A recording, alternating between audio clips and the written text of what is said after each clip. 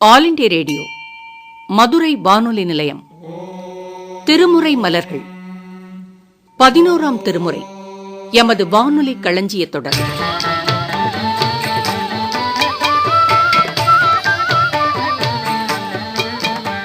விளக்கமளிப்பவர் பரமக்குடி மே. சீனிவாசன் அவர்கள். பாடல்களை பாடுபவர் தருமபுரம் சுவாமிநாதன் அவர்கள். தொகுப்பு பூர்ணகுமார்.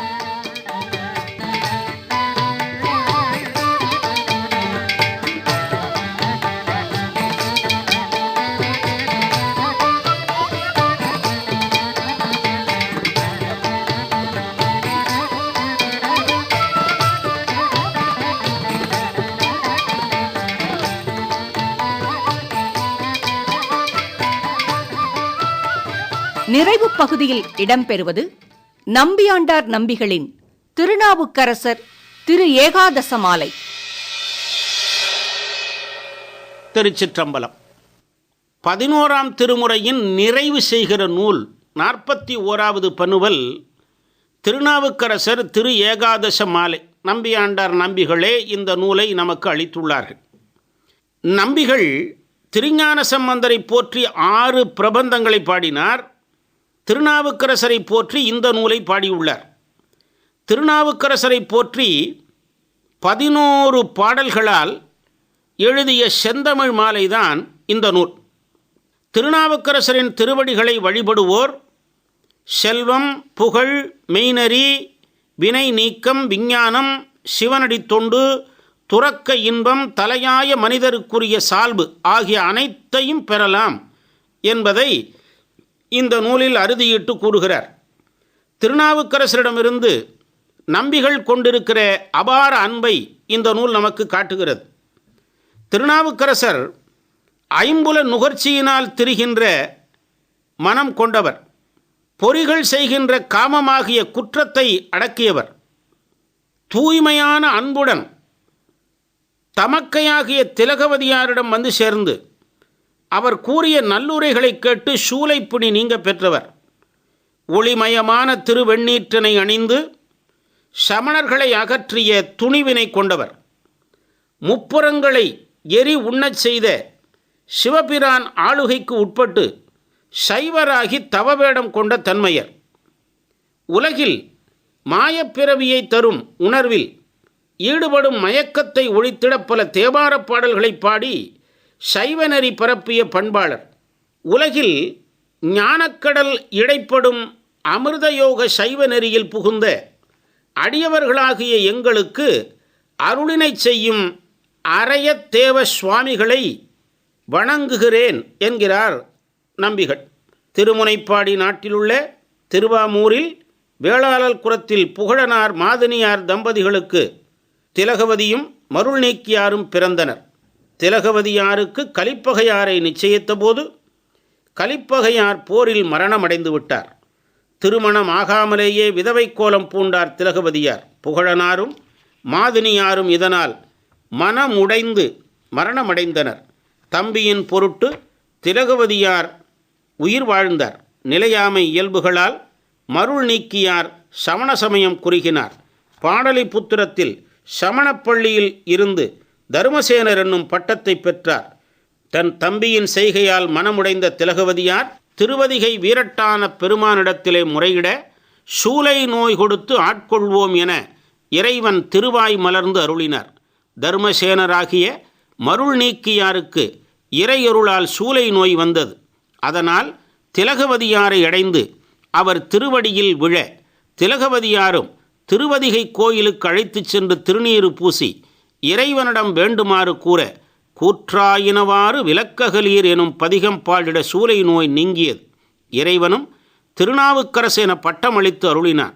இந்நிகழ்வை தமக்கையர் புணர்வினால் உற்றுரை செய்ய குடர் கலவு சூலை பிணிகெடுத்து என்று நம்பிகள் போற்றுகிறார். திருவதிகை வீரட்டானத்திலேதான் முப்புறங்களை எரித்து வீரச் செயல் நிகழ்த்தினார் சிவபெருமான். முப்புறத்தை எரித்த பிரான் திருநாவுக்கரசரின் உள்ளத்தில் மண்டியிருந்த அறியாமை இருளை சூலை நோயினால் போக்கி சைவராக்கினார் என்பதை அமன் அகற்றிய துணிவினான் முப்புறம் எரித்தவர் கழலிலே பட்டிடு தவத்தினர் என்று போற்றுகிறார் நம்பிகள்.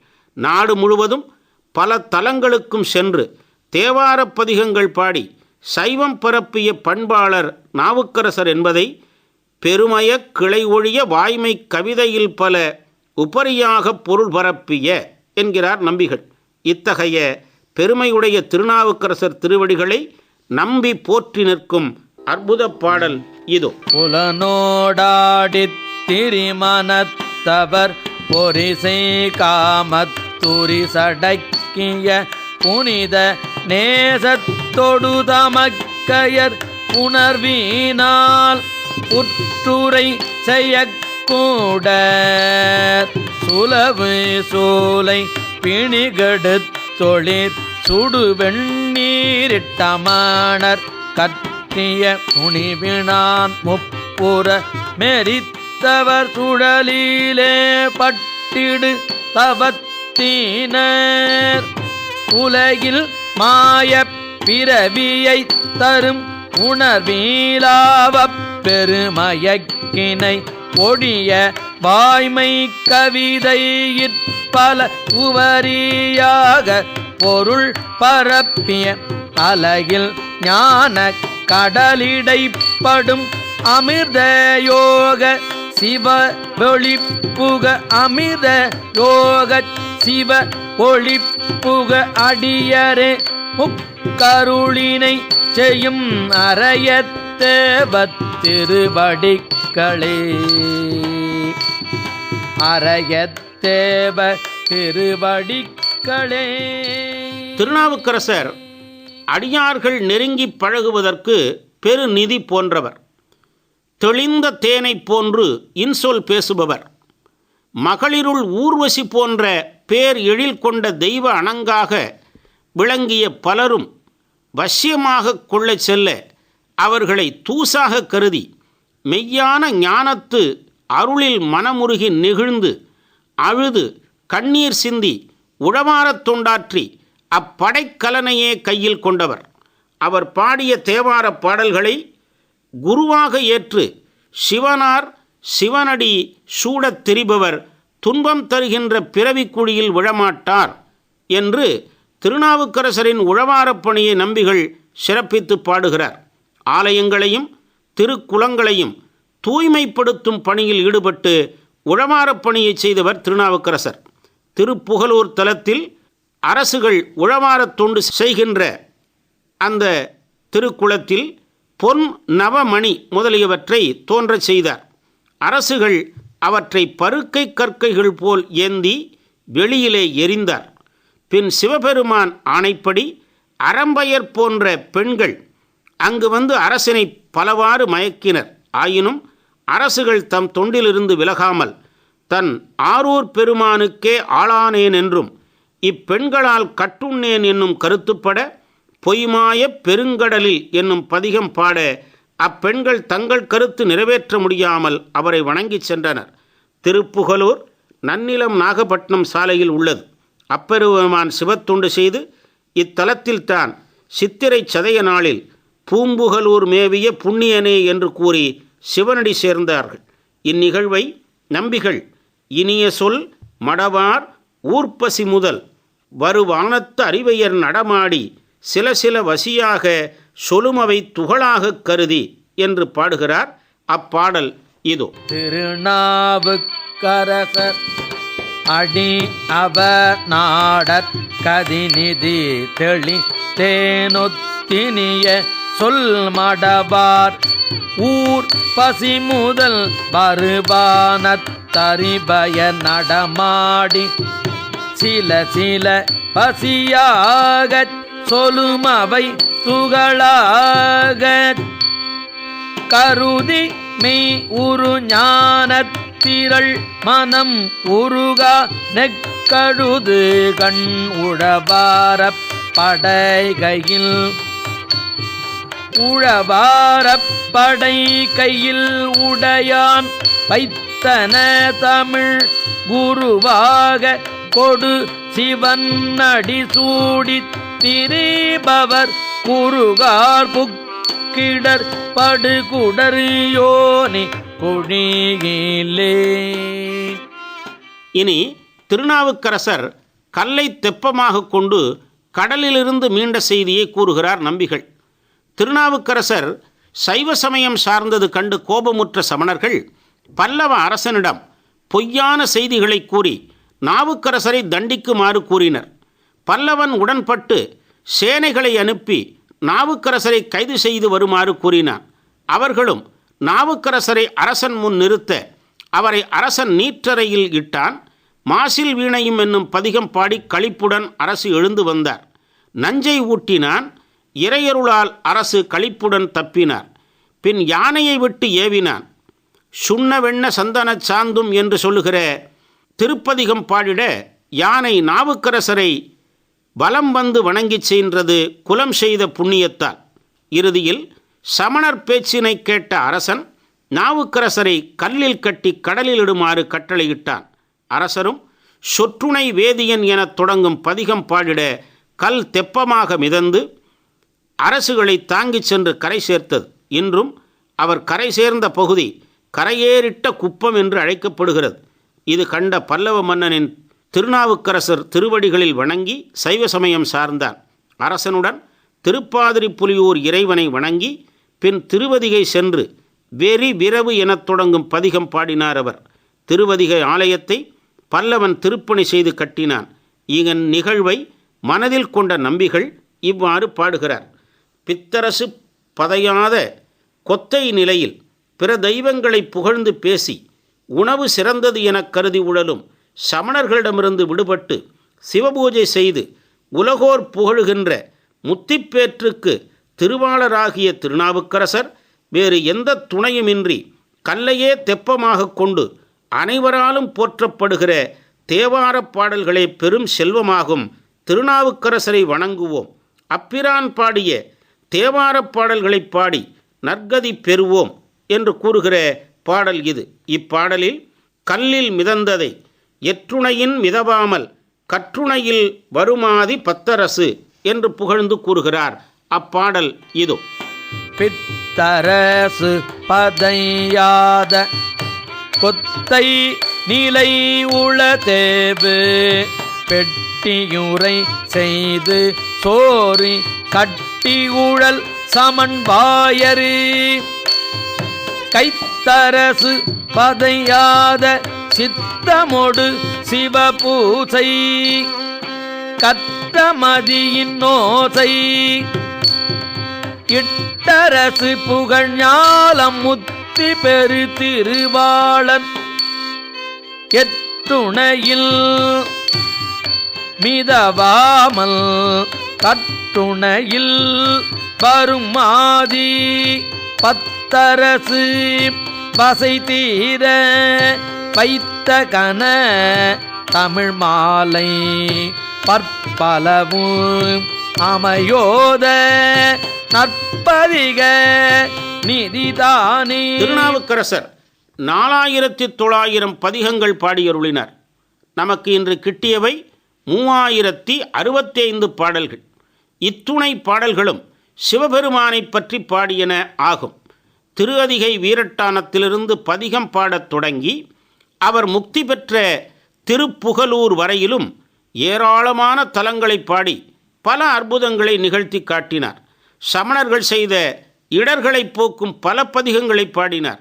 அவர் தீவினை அற்றவர். அவரின் திருவடிகளை போற்றினால் போற்றுவோரும் தீவினை அற்றவர்கள் ஆவர். நீதி, சீர்மை, வாய்மை இவைகள் வந்து சேரும். இறைவனுக்கு அடியாருமாவர். முக்தியும் பெறுவர். இவ்வுலகு இருக்கும் வரை அவர்களும் இருப்பார்கள், போற்றப்படுவார்கள் என்று நம்பிகள் இனி வருகிற பாடலிலே கூறுகிறார். திங்களூர் வாழ்ந்த அப்பூதியடிகள் திருநாவுக்கரசரையே தெய்வமெனக் கொண்டு அவர் பெயரிலேயே அறங்கள் பல செய்தார். இவரது திருமாளிகைக்கு ஒருமுறை திருநாவுக்கரசு எழுந்தருள அவருக்கு அமுது படைத்திட ஆவன செய்தார் அப்பூதியடிகள். திங்களூர் பெருமானை வணங்கி வர அப்பர் பெருமான் சென்றார். அப்பருக்கு அமுது படைத்திட தனது மைந்தன் மூத்த திருநாவுக்கரசை தோட்டத்திலிருந்து வாழை இலை பறித்து வர அனுப்ப அங்கு அவனை பாம்பு தீண்டியது. அவன் இலையை கொடுத்துவிட்டு கீழே விழுந்து இறந்தான். அப்பூதி அடிகளும் அவரது மனைவியாரும் மகன் உடலை மறைத்துவிட்டு அடியவரை எதிர்கொண்டனர். அப்பர் அங்கு வந்து நடந்தவற்றை அறிந்து மகன் உடலை திங்களூர் இறைவன் முன்வைத்து ஒன்றுகொலாம் எனத் தொடங்கி பாடினார். உடனே அம்மகன் உயிர் பெற்றான். நாவுக்கரசரையே தெய்வமாக கொண்ட அப்பூதி அடிகளும் சிவனருள் பெற்று சிவப்பேறு அடைந்தார். எனவே திருநாவுக்கரசர் திருவடிகளை போற்றினால் இறைவனுக்கு அடியவர் ஆவர் என்பதை சால மதியராகுவர் ஈசன் அடியராகுவர் என போற்றுகிறார் நம்பிகள். அந்த அற்புத பாடல் இது. பதிகம் 700 பகரும கவியோயி. பதிகம் 700 பகருமா கவியோயி. பரசு நாவரசான பரமகாரண ஈசல் அதிகை மாநகர் மேவி அருளினால் அமன் மூடர் அவர் செய்வாதைகள் தேரும் மனகல். பார்குழல் சூடில் நிதியராகுவர் சீர்மை உடையராகுவர் வாய்மை நெறியராகுவர் பாவம் வெறியராகுவர் சால மதியராகுவர் ஈசல் அடியராகுவர் வானம் உடையராகுவர் பாரில் மனிதரானவர் தாமே. 11ஆம் திருமுறை அடியவராகிய பாணபத்திரருக்காக சிவபெருமான் எழுதிய திருமுகப் பாசுரத்துடன் தொடங்கியது. 1401 பாடல்களுடன் இத்திருமுறை முடிகிறது. முடிவு பாசுரமும் அடியவராகிய நாவுக்கரசரை புகழ்ந்தே முடிகிறது. திருநாவுக்கரசரின் திருவடி தாமரைகளை வைத்து உய்ந்தாலின்றி வேறொன்றும் ஆவதில்லை, வேறு எதுவுமே எமக்கு வேண்டாம், ஆதியும் அந்தமுமற்று இகவரத்து இடைப்பட்டு அழிவார் புகும் சூழலில் புகுந்திட மாட்டோம். அப்படி புகின் பொறியில் ஐம்புலனுடன் திருநாவுக்கரசரின் திருவடிகளிலே பணிவோம், அவையே ஆதரவு தரும் திருவடிகளாகும் என பாமாலையை நம்பிகள் நிறைவு செய்கிறார். மாலர நேயமும் மலிந்தவர் வேடமும் ஆலயம் தானும் அரண் எனத் தொழுமே என்பது சிவஞான போதமாகும். அதற்கு விளக்கமாக 11ஆம் திருமுறையில் அப்பரை போற்றி நிறைவு பெறுவது இந்த பாடல். அந்த நிறைவு பாடல் இதோ. நன்றும் ஆதரம் நாவினு கரசை அடி நளினம் பைத்துயின் நல்லால். நன்றும் ஆதரம் நாவினு கரசடி நளினம் வைத்துயின் அல்லால். ஒன்றும் ஆவது கண்டிலம் உபாயம் மத்த உள்ளன வேண்டோமால்.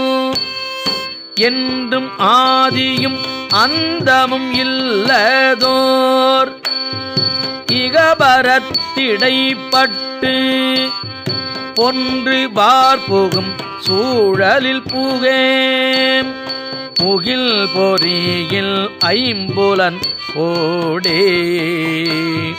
பொறியில் ஐம்புலனோடே ஒன்று பார்ப்புகும் சூழலில் புகேம் பூகில் பொறியில் ஐம்புலனோடே.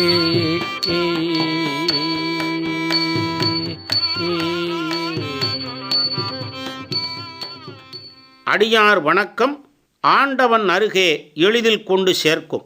நாமும் நாவுக்கரசரின் புகழ் பாடி நமச்சிவாயத்தின் திருவடிப்பேற்றை அடைவோம். 11ஆம் திருமுறை பிரபந்தங்கள் காட்டும் பக்தி பெருவழியில் சென்று நீங்கா பேரின்ப வாழ்வு பெறுவோமாக. வான்முகில் வளாது பெய்க, மலிவளம் சுரக்க, மன்னன் கோன்முறை அரசும் செய்க, குறைவிலாது உயிர்கள் வாழ்க, நான்மறை அறங்கள் ஓங்க, நற்றவம் வேள்வி மல்க, மேன்மைகொள் சைவ நீதி விளங்குக உலகமெல்லாம். திருச்சிற்றம்பலம். திருமுறை மலர்கள் 11ஆம் திருமுறையின் 51ஆம் பகுதி கேட்டோம்.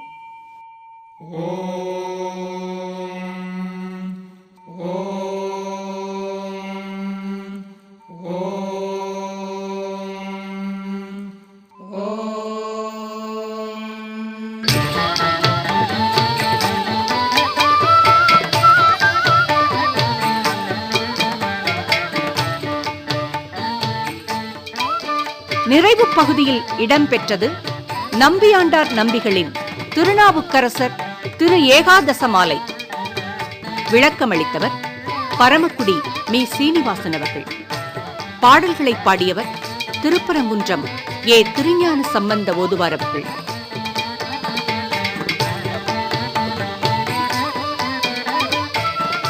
தொகுப்பு பூர்ணகுமார்.